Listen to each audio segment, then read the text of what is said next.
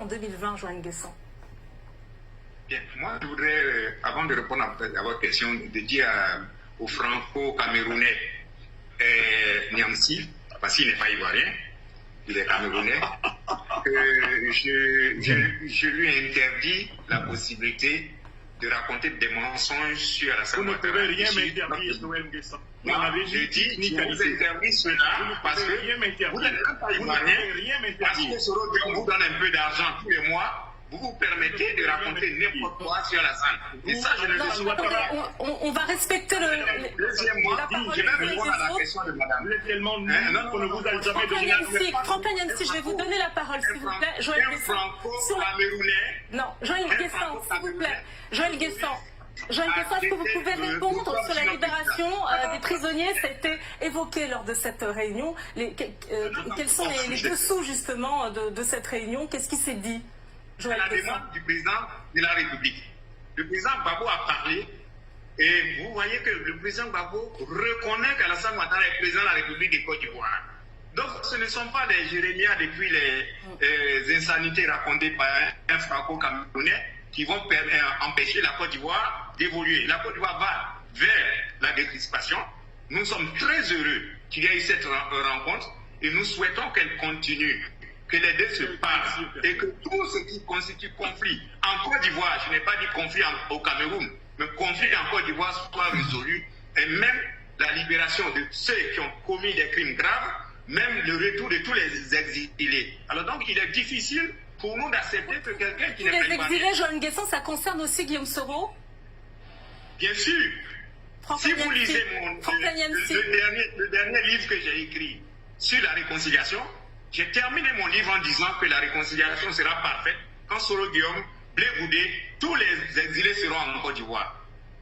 Je l'ai écrit, mais je ne fais pas comme ceux qui sont des propagandistes, parce que de la part de Soro Guillaume. Je ne veux pas de ça. Concernant la crise ivoirienne, attendez, Joël Nguessan, on va laisser Franklin Niamsi répondre justement sur... Non, je ne vais pas qu'il réponde pour le moment. Je vais lui dire ce qui se passe. Non, le débat, monsieur Nguessan, s'il vous plaît. S'il vous plaît. Je vais lui dire Franklin Niamsi, à vous. Sur justement un retour éventuel de Guillaume Soro, qui est évoqué à l'instant par Joël Nguessan.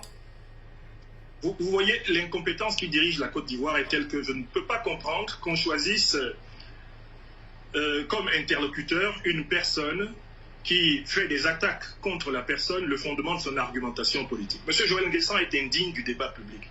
Et d'ailleurs, il ne s'est pas écrit.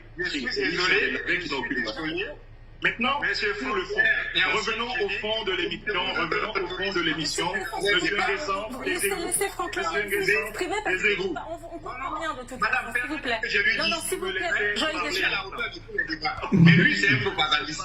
Et je n'aime pas les propagandistes. Vous me laissez parler, c'est pas votre tour de parole. Non, je ne vous laisserai pas parce que vous continuez de tenir des propos aussi malveillants et surtout mal renseignés, tant que vous continuerez de tenir des propos... S'il vous plaît, Joël Nguessan, on va avancer dans le débat, on laisse Franklin Niamsi vous répondre, puisque vous avez évoqué le cas de Guillaume Soro.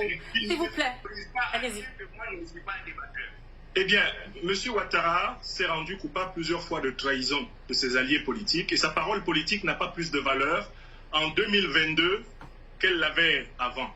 Ce qu'il faut espérer, c'est que se construise un front de l'opposition et du peuple ivoirien pour changer le rapport de force politique et faire accepter à M. Ouattara un programme de réconciliation authentique, libération de tous les prisonniers politiques, retour de tous les exilés politiques et redéfinition consensuelle des conditions de la compétition politique.